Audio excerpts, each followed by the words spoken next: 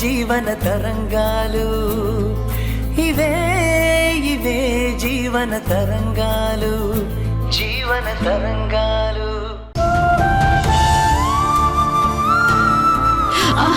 అమ్మా ధరణి, కూర్చోమ్మా.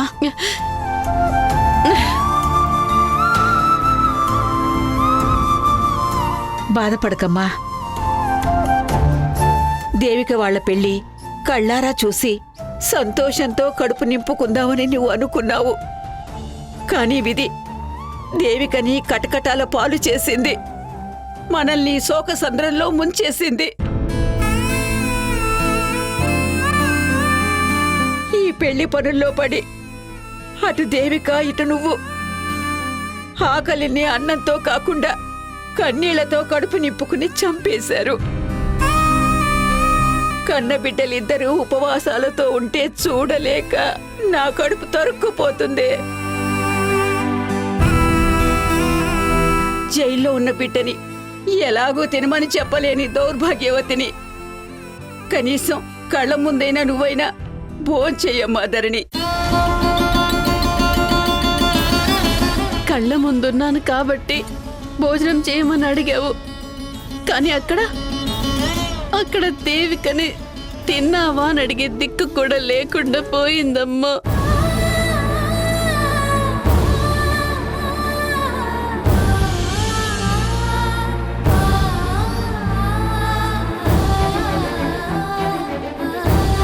అది చిన్నప్పుడే పెద్ద పెద్ద చదువులు చదవాలని పెద్ద పెద్ద పుస్తకాలు ముందేసుకొని రాత్రనక పగలనక భోజనం కూడా మానేసి చదివింది. ఆ చదువు ధ్యాసలో అది అన్నం మానేస్తే అది చూసి నేను తట్టుకోలేక ఇదే చేత్తో నా బుజ్జి తల్లివి అంటూ తినవే తినవే అని బతిమాలుతూ గోరు ముద్దలు తినిపించాను. ఆ రోజు నా చెల్లెలు అంతగా చదువుతుంటే ఆ చదువు నా చెల్లెల్ని పెద్ద స్థాయికి తీసుకెళ్తాయని అనుకున్నాను. కానీ ఇలా జైల్లో కూర్చోబెట్టే స్థాయికి దిగజార్చుతాయని కలలో కూడా అనుకోలేదు అమ్మా. రెక్కాడితే కానీ డొక్కాడని మధ్య తరగతి వాళ్ళు పెద్దవాళ్లతో పెట్టుకోకే అని ఎంత చెప్పినా వినిపించుకోలేదు. నీతి నిజాయితీ అంటూ కొండల్ని ఢీకొట్టి ఇప్పుడిలా కటకటాల పాలయింది. దీనంతటికీ కారణం ఆ చదువేనమ్మా, ఆ చదువే. నిజమే ధరణి, ఆ పాపంలో నాకు కూడా బాగా ఉంది. ఆడపిల్లలకి పెద్ద పెద్ద చదువులెందుకు, ఉత్తరం చదవడానికి వస్తే చాలు, బుద్ధిగా పెళ్లి చేసి పంపిస్తే సరిపోతుంది శాంతమ్మ అని ఎంతో మంది చెప్పి చూశారు. కానీ నేనే నా బిడ్డ బాగా పెద్ద పెద్ద చదువులు చదువుకోవాలి, ఐఏఎస్ పాస్ అయిందని చెప్పుకోవాలని గర్వంగా మన వాళ్ళందరి ముందు నేను తలెత్తుకుని తిరగాలని ఆశపడ్డాను. ఎవరైనా స్థాయి తక్కువ వాళ్ళొచ్చి దేవిక పెళ్లి సంబంధం కోసం అడిగితే మీరు మా స్థాయి కాదు పొండి అని చెప్పి ఎన్నో కలలు కనేదాన్ని. కానీ నేను ఒకటి తెలిస్తే దైవం మరొకటి తెలిసినట్టు నా గర్వాన్ని గంగలో కలిపి అది పెళ్లి చేసుకుని మనకి దూరంగా వెళ్ళిపోయింది.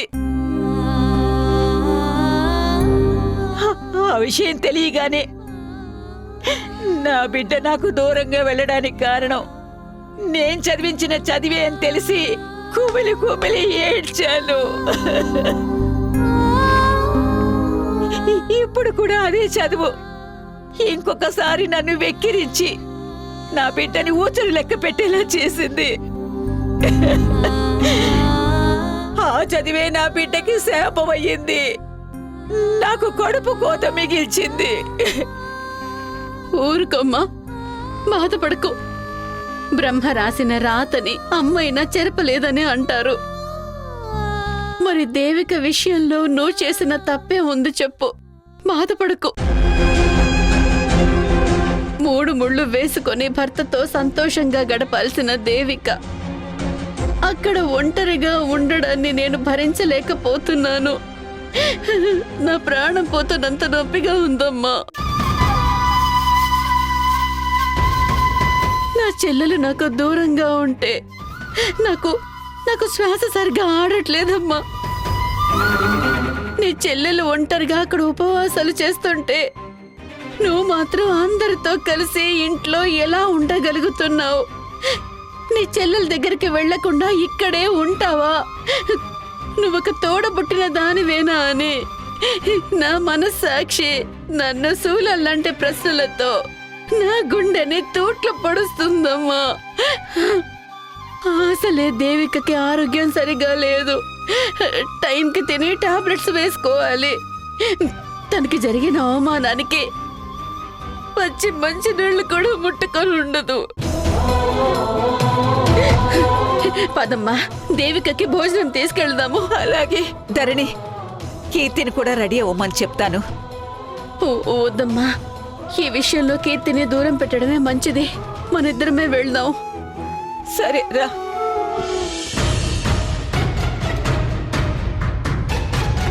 దేవిక మీద అప్పర్ హ్యాండ్ సాధించిన మూమెంట్లో లోకల్ బ్రాండ్ కూడా ఫారెన్ బ్రాండ్ లాగా స్మెల్ వస్తుంది. హ! దేవిక మీద గెలిచినందుకు లెట్స్ సెలబ్రేట్ ద పార్టీ.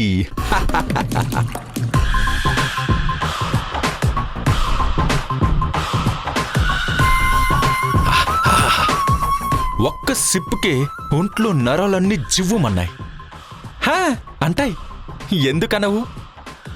ఇన్ని సంవత్సరాలు ఒక్క బ్లాక్ మార్క్ కూడా లేకుండా సిన్సియర్గా హానెస్ట్గా డ్యూటీ చేశానని ఓతగా రెచ్చిపోయి ఫోజు కొట్టేది కదా దేవిక. హ, ఇప్పుడు జస్ట్ ఆఫీస్ బాయ్ ముందు కూడా తలెత్తుకోలేని పరిస్థితికి తీసుకొచ్చాను.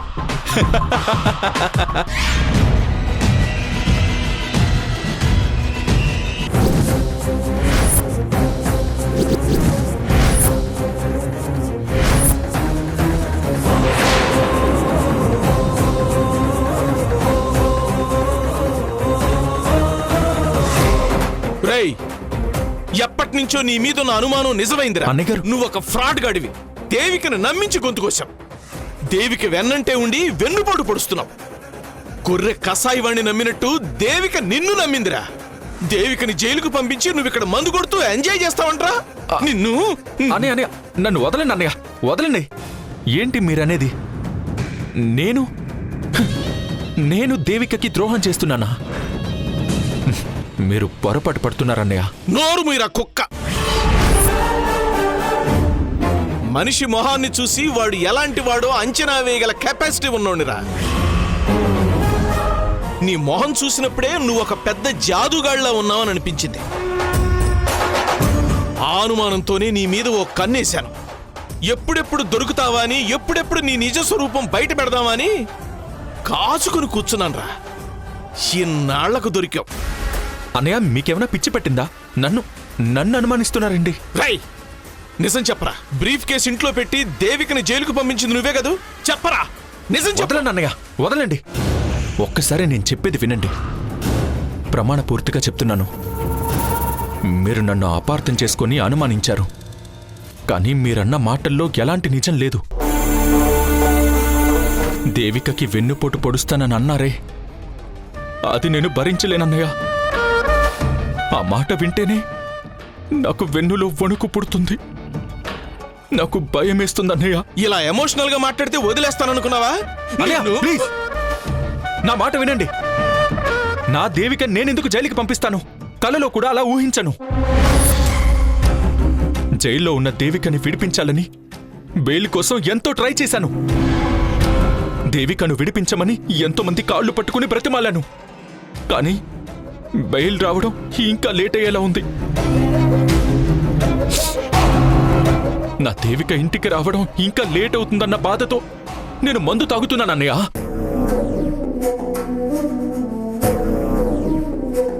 నా దేవిక బయటకొచ్చేంత వరకు నేను కూడా పోలీస్ స్టేషన్లోనే ఉండాలనుకున్నాను. కానీ దేవిక నన్ను పంపించేసింది. ఇవేమీ తెలుసుకోకుండా గొడవ పడుతున్నారేంటి? రేయ్, నువ్వు కపట నాటక సూత్రధారివిరా. నీ తేనె పూసిన మాటలు దేవిక నమ్ముతుందేమో గాని నేను నమ్మనురా. అమాయకురాలైన దేవికి నీ గురించేం తెలుసురా? అందుకే నీ ఆటలు సాగుతున్నాయి. ఒకవేళ దేవిక నిన్ను క్షమించినా నేను నిన్ను క్షమించను. నీ అంతు చూసే తీరుతాను.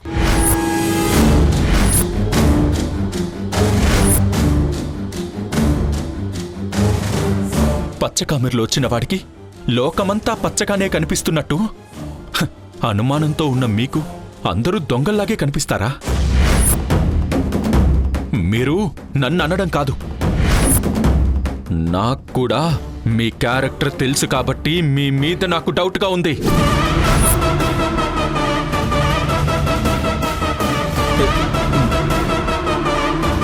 నా మీద డౌట్గా ఉంటావేంటి? ఏం మాట్లాడుతున్నావురా? అవును, నువ్వేంటో నాకే కాదు, ఈ సిటీ మొత్తం తెలుసు. దేవికి అలాంటి సిన్సియర్ ఆఫీసర్ని అడ్డు తొలగించుకుని తమ పనులు ఈజీగా జరిగేలా చూసుకోవాలని సొసైటీలో బడా బడా పర్సన్స్ వెయిట్ చేస్తూ ఉన్నారు. నువ్వు డబ్బుల కోసం ఆశపడి అలాంటి వాళ్లతో చేతులు కలిపి కావాలనే బ్రీఫ్ కేస్ పెట్టి దేవికని ఇరికించావేమో అని నాకు అనుమానంగా ఉంది. అదేంటి వీడు చీకట్లో బాణం వేసినా కరెక్ట్గా తగిలింది? ఆ బ్రీఫ్ కేస్ విషయంలో నా హస్తం కూడా ఉందన్న అనుమానం వీడికొచ్చింది. నేనింకా తీగలాగితే వాడు నన్నే బయటికి లాగేలా ఉన్నాడు. రేయ్, ఇలా రివర్స్లో మాట్లాడితే నిజం అబద్ధమైపోతుంది అనుకుంటున్నావా? అంటే నేను వదిలిపెడతానని అంచనా వేస్తున్నావా? అదేం జరగదు. ఏంటి దబాయిస్తున్నారు? మీ దబాయింపులన్నీ నా దగ్గర కాదు. కారు డెకరేషన్కి ఇచ్చిన డబ్బుల్ని కూడా పేకాటులో పోగొట్టుకున్న మీరు నన్నే కామెంట్ చేస్తున్నారా? మీ లిమిట్స్ దాటితే ఏం జరుగుతుందో నేను మాటలతో చెప్పను. ఈ కేసులో నా అనుమానం నిజమై మీరు ఉన్నారని తెలిస్తే మాత్రం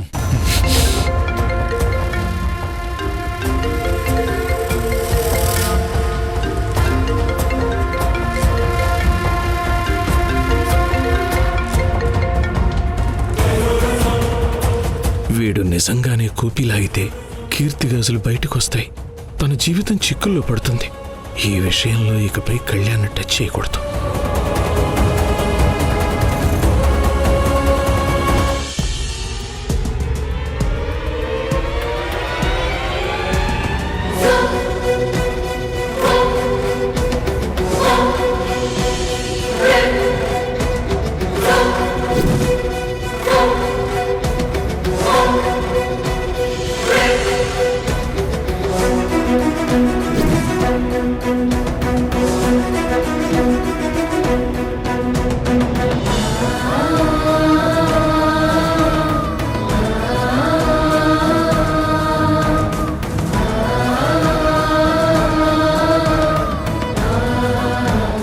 ఆగండి, ఎక్కడికి వెళ్తున్నారు? మా చెల్లెలు దేవికను అరెస్ట్ చేశారు కదా, ఉదయం నుంచి ఏమీ తెలియలేదు సార్. తన కోసం భోజనం తీసుకొచ్చాము. దయచేసి తనకి భోజనం పెట్టనివ్వండి. మా ఎస్ఐ గారు పర్మిషన్ లేకుండా మేము ఎవరిని లోపలికి పంపించాం. అయ్యో, అలా అనకండమ్మా. నా బిడ్డ టైంకి భోంచేసి మాత్రలు వేసుకోవాలి. ఆ టైంకి వేసుకోకపోతే ఆరోగ్యం పాడైపోతుంది. ఇప్పటికే బాగా నీరసమైపోయి ఉంటుంది. మానవత్వంతో ఆలోచించి లోపలికి పంపించండి అమ్మా. కుదరదమ్మా. ప్లీజ్ అండి.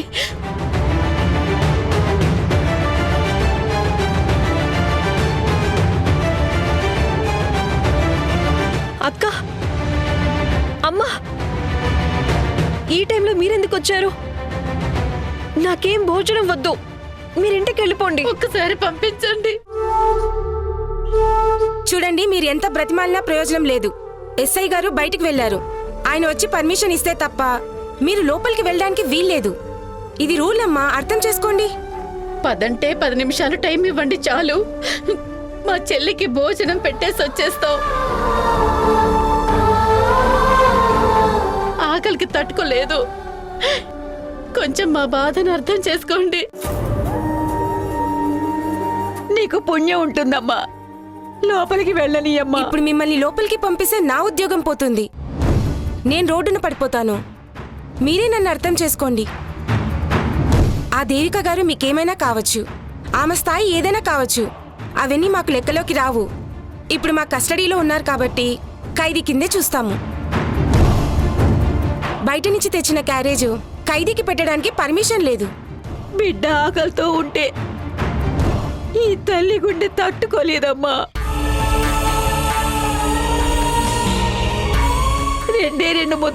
రెండు ముద్దలు తినిపించొస్తానమ్మా.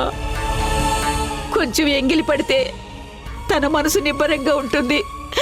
కాదనకు తల్లి. ఏమా చెప్తుంటే మీకు వినపడదా? మమ్మల్ని ఇబ్బంది పెడితే యాక్షన్ తీసుకోవాల్సి వస్తుంది. వెళ్ళండి బయటికి. అక్క వెళ్ళిపోండి అక్క, నా మాట వినండి. నేను రేపు ఉదయానికల్లా వచ్చేస్తాను. నా గురించి మీరేం బాధపడకండి. వెళ్ళండి ప్లీజ్.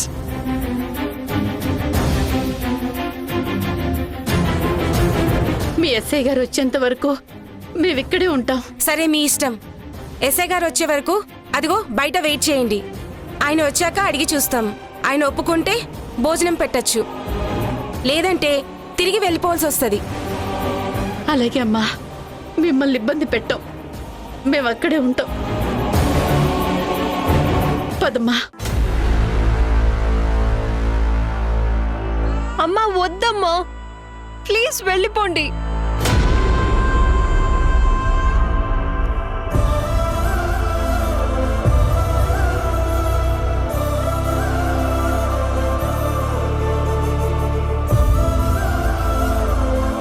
అయ్యో అమ్మా, మీరింటికి వెళ్ళండి. బిడ్డ ఉదయం నుంచి ఏమీ తెలియదు. ఆకలి ఎలా తట్టుకుందో ఏమో. ఇప్పటికే బాగా పొద్దుపోయింది. ఎస్ఐ గారు ఎప్పుడొస్తారో తెలియదు. దేవికను అలా చూస్తుంటే నా గుండె తరుక్కుపోతుంది. ధరణి, తప్పదమ్మా, ఎదురు చూడాల్సిందే. ఎందుకంటే పెద్దవాళ్లకుండే పలుకుబడి మనలాంటి మధ్యతరగతి వాళ్లకు ఉండదు కదా. డబ్బున్న వాళ్ళకైతే చిటికలో బెయిలొచ్చేసి ఉండేది. వాళ్ళు తలుచుకుంటే ఎంత పెద్ద నేరం చేసినా సరే కేసు ఫైల్ అవ్వకుండానే బయటే సెటిల్మెంట్ చేసుకుని ఉండేవాళ్ళు. మనలాంటి వాళ్ళ బతుకులని చదువులు మారుస్తాయా? ఎంతో కష్టపడి చదివించిన దాని జీవితం అదే చదువు వల్ల జైలు పాలయ్యింది. ఏంటో ఈ కర్మ. చదువుకోవడమే నా బిడ్డ చేసిన నేరమా?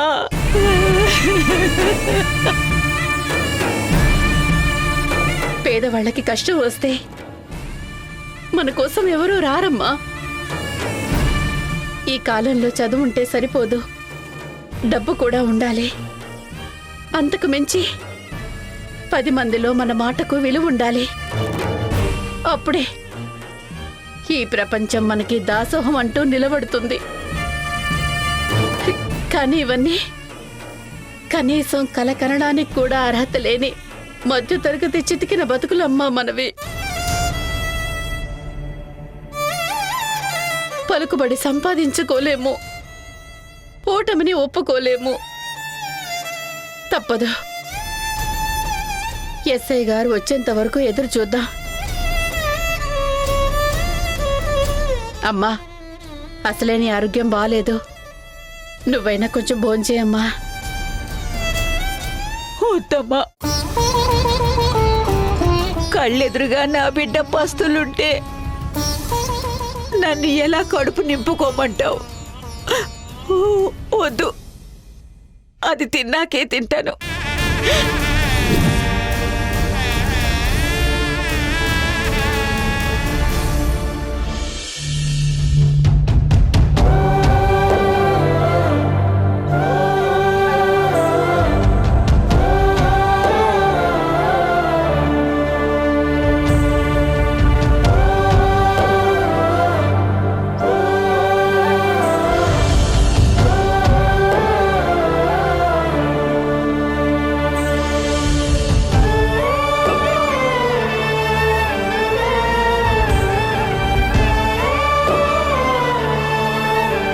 నా కడుపును పుట్టినందుకు నీకు కష్టాలు కన్నీళ్లు ఇచ్చాను.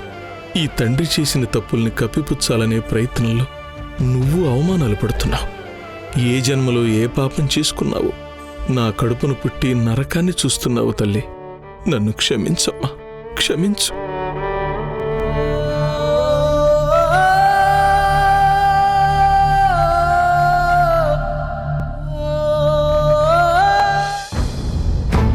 ఈయన గారి వల్ల ఇంట్లో అందరి పరువు పోతుంది. ఇలాంటి మనిషి ఈ భూమి మీద ఎందుకు పుడతారో కూడా తెలీదు.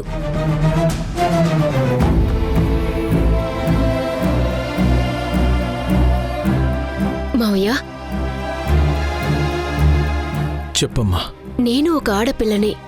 కీర్తి స్థానంలో నేనుంటే ఎలా థింక్ చేస్తాను అన్నది నాకొక క్లారిటీ ఉంది. తండ్రి కోసం తను చేసింది తప్పు అని నేను కామెంట్ చేయట్లేదు. అలాగే ఒప్పని కూడా నేను జడ్జి చేయలేను. ఎందుకంటే పెళ్లి కావాల్సిన ఆడపిల్ల ఇంట్లో ఎవ్వరికీ చెప్పకుండా అర్ధరాత్రి పోలీస్ స్టేషన్ చుట్టూ తిరిగితే కరెక్ట్ కాదని ఎవ్వరైనా చెప్తారు. తను నన్ను విడిపించాలన్న తాపత్రయంతో తిరిగిందే తప్ప మరో ఉద్దేశంతో కాదమ్మా. మీరు తనని సమర్థించాలని చూడకండి మావయ్య. ఎంత చదువుకుంటే మాత్రం ఇంట్లో పెద్ద చిన్న అనేవాళ్లు లేరన్నట్టుగా వాళ్ళన్నయ్యకి కూడా చెప్పకుండా సొంత నిర్ణయాలు తీసుకోవడం ఎంతవరకు కరెక్ట్ మావయ్య? ఏం మాట్లాడుతున్నావు దీపా? అంటే నా కూతురు నన్ను విడిపించడం తప్పంటావా? అపార్థం చేసుకోకండి మావయ్య. యాక్సిడెంట్ చేసి జైల్లో ఉన్న మిమ్మల్ని ఎవరి హెల్ప్ లేకుండా కీర్తి ఒక్కతే అంత త్వరగా ఎలా బయటికి తీసుకురాగలిగిందో అర్థం కావట్లేదన్నదే నా ఉద్దేశం. మీరు కూడా ఆలోచించండి మావయ్య. యాక్సిడెంట్ కేసులో జైల్లో కొన్ని సంవత్సరాలైనా ఉండాలి. అలాంటి సీరియస్ కేసు నుంచి ఎవ్వరి సపోర్ట్ లేకుండా ఇలా కీర్తి ఒక్కతే మిమ్మల్ని బయటికి తీసుకొచ్చింది అంటే ఇంపాసిబుల్ మావయ్య.